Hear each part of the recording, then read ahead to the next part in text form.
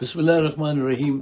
صاحب، کل میں نے آپ کو ایک خبر دی تھی کہ پنڈی میں بڑے پیمانے پہ فوج کو طلب کر لیا گیا ہے، اور اس کا سبب کیا ہے، اسی پہ آج ذرا تفصیل سے بات کریں گے۔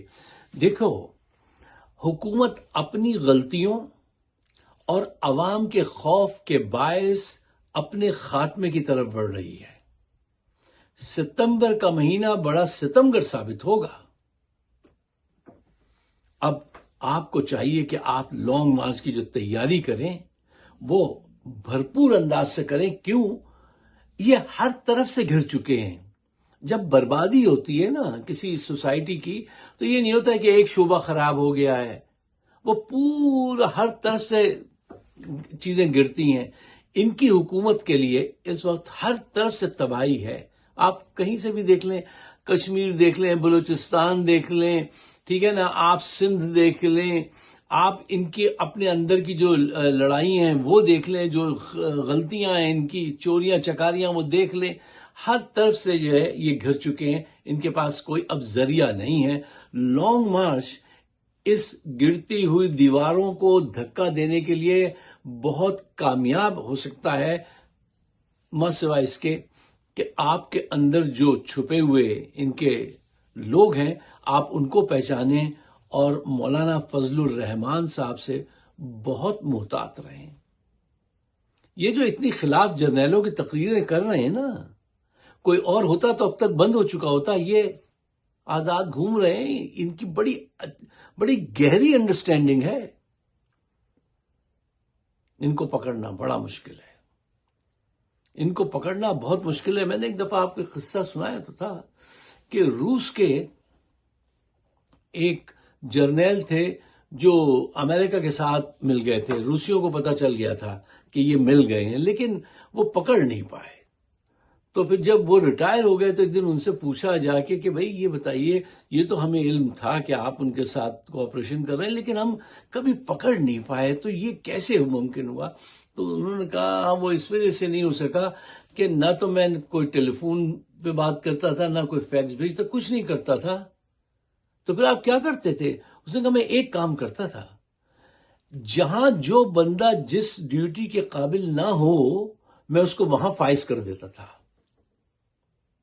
اتنی گہری سازش، صرف اتنا سا کرتا تھا اور اس سے نقصان بہت بڑا ہوتا تھا۔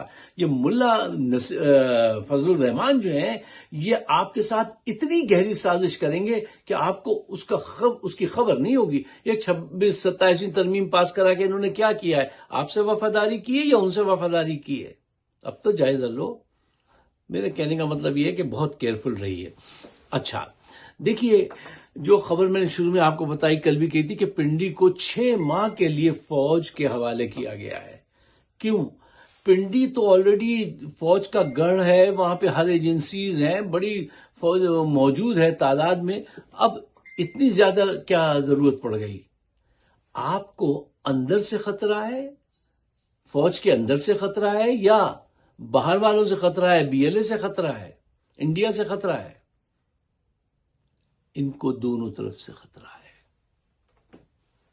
ان کو دونوں طرف سے خطرہ ہے، اور اس خطرے کو صرف ہمیں بتا دینا چاہیے اور زیادہ ڈیٹیل میں ڈسکس نہیں کرنا چاہیے۔ لیکن دیکھو، یہ اتنے خوف زدہ ہیں کہ یہ خوف کے ذریعے حکومت کرنا چاہتے ہیں، اور خوف کے ذریعے کبھی حکومت نہیں ہو سکتی۔ خوف کے ذریعے حکومت نہیں ہو سکتی۔ یہ خود خوف زدہ ہیں اور خوف کے ذریعے حکومت کرنا چاہتے ہیں، خوف کے ذریعے کبھی حکومت نہیں ہو سکتی۔ اچھا، اب دیکھیے، اس بات کو سمجھنا چاہیے کہ سیاست میں حکمرانوں کو، پولیٹیشین کو پریشر ملتا ہے۔ پریشر ایک چیز ہے اور خوف دوسری چیز ہے۔ پریشر کو ایسے سمجھیں کہ تیز ہوا چلتی ہے، آپ کو پریشر دیتی ہے، چلنا مشکل ہو جاتا ہے، لیکن آپ مینج کر لیتے ہیں۔ لیکن اگر کوئی آپ کے سر پہ پستول لا کے رکھ دے تو پھر آپ کا بچنا ناممکن ہوتا ہے، کیونکہ وہ آپ کے کنپٹی پر رکھ دی گئی ہے، کسی وقت بھی چل سکتی ہے۔ اس عالم میں، خوف کے عالم میں، پھر آپ کا کوئی بھی ایکشن جو ہوتا ہے نا، وہ کارآمد ثابت نہیں ہوتا۔ اور ان کے سر پہ، عاصم منیر کے 25 کروڑ عوام نے اپنی گن تان رکھی ہے۔ یہ اس خوف سے باہر نہیں نکل سکتے. خوف میں تو یہ ہوتا ہے نا کہ یار آپ پہ پریشر میں یہ ہوتا ہے نا کرٹیسائز کیا جا رہا ہے، ڈیڈ لائن آ گئی، ٹھیک ہے نا، مطالبات آ گئے، آپ ان کو مینج کر لیتے ہیں. ٹائم ہوتا ہے، اتنا ٹائم ہوتا ہے کہ ان کو مینج کر لیتے ہیں. خوف کی عالم میں تو صرف آپ اپنی ذات کو ہی محفوظ بناتے رہتے ہیں، اور وہ علامات ان کے وہاں نظر آ رہی ہیں. تاحیات استثنا یہ حاصل کرتے ہیں، بلٹ پروف جیکٹ پہن کے یہ گھوم رہے ہیں، ٹھیک ہے نا. اب وہ تینوں افواج میں بحری بری فضائی سارا اختیار یہ لے لیا، اپنے ہاتھ میں لے لیا کہ جس کو جب جی چائے نکال دوں گا کوئی وہ نہیں کر سکتا. ایٹم بم کے وہ بٹن جو ہے وہ میرے پاس رہیں گے، سارا کچھ اپنے پاس. یہ سب خوف کی علامتیں ہیں. یہ پریشر نہیں سر، یہ خوف زدہ ہے، اور خوف زدہ لوگ حکومت نہیں کر سکتے. اچھا، دو چیزیں جو آپ آبزرویشن لے کے دیکھیے. دیکھو، ان کے جانے، جرنیلوں کے جانے کا کوئی ٹائم اسکیجول تھوڑی ہوتا ہے. کوئی 5 بجے خبرنامے میں تھوڑی آتا ہے. کوئی وہ منتری وہ کیا ہوتی تھی جو کیلکولیٹ کر کے بتاتی تھی، وہ نہیں ہوتا ہے. آبزرویشن لی جاتی ہے، دیکھا جاتا ہے ان کے ایکشن کو، ان کے ڈیسیجنز کو، ان کی سوچ کو، ان کے سٹیٹمنٹ کو. زیادہ سے زیادہ ڈیٹا جمع کر کے ہم پھر اس کو کمپائل کرتے ہیں، پھر دیکھتے ہیں کہ اچھا یہ کس طرف، کس سمت میں مڑیں گے، یہ کیا سوچ رہے ہیں. یہ سارا ڈیٹا جمع کر کے تو آپ پھر فورکاسٹ کرتے ہیں. تو ان کا اگر آپ ڈیٹا جمع کر کے دیکھ لیں تو آپ دیکھیں دو چیزیں جرنیلوں میں ہمیشہ سے رہی ہیں. یہ ڈیمونسٹریشن سے، نعروں سے، پبلک کے سوالات سے بہت گھبراتے ہیں. یہ گولی سے اتنا نہیں گھبراتے جتنا کسی صحافی کے سوال سے یا عوام کے ایجیٹیشن سے گھبراتے ہیں.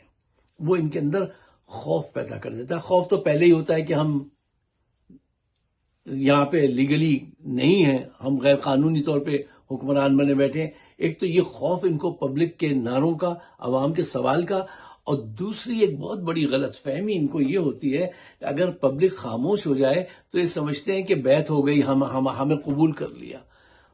قبول نہیں کیا ہوتا ہے.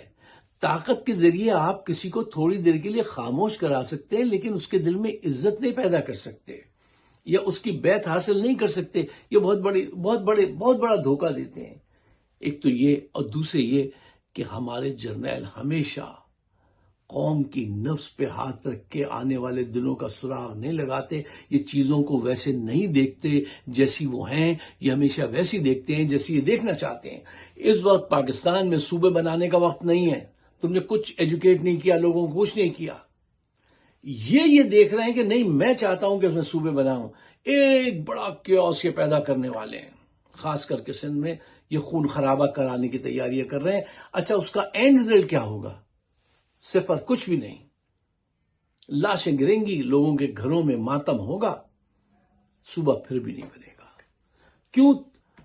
ان کا پروپیگنڈا تم سے زیادہ تیز ہے. صبح بنانا اچھی بات ہے، میں مانتا ہوں، لیکن وہاں پہ جو پروپیگنڈا جس کو تمہیں فیس کرنا پڑے گا وہ یہ ہے کہ جیسے کچھ تقسیم ہو رہا ہے سندھ. ایسی تقسیم جیسے انڈیا پاکستان کی تقسیم ہو گئی ہے کہ یہ باؤنڈری وال کھنچ گئی. نہیں، ناٹ ایٹ آل. سندھ پر میں یہ مانتا ہوں، سندھ پر پہلا حق سندھیوں کا، دوسرا حق سندھیوں کا، تیسرا حق وہ جو وہاں آ کے 47 میں آباد ہوئے مہاجرین، ان کا،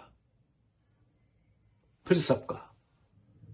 اس سوچ کو پیش نظر رکھتے ہوئے ان کی سوچ کا احترام کرو، ان کو قائل کرو، ان کو بتاؤ کہ بھائی یہ آپ کے خلاف کوئی چیز نہیں ہے، بلکہ یہ آپ کو اور بہتر بنانے کی چیز ہے. بغیر اس کے دادا گیری ان کے ساتھ تم کرو گے، وہ قبول نہیں کریں گے. یہ پاکستان کو ایک بہت بڑے کیوس کی طرف لے کے جا رہے ہیں. جاتے جاتے بھی یہ ایک ہنگامہ کر کے جائیں گے. اب آنے والے کے لیے مشکل ہوگا کہ وہ اس کو کیسے سنبھالے. اگر آپ میرے خیالات سے اتفاق کرتے ہیں تو شیئر کیجیے گا، مجھے اپنے خیالات سے نوازیے گا. شکریہ.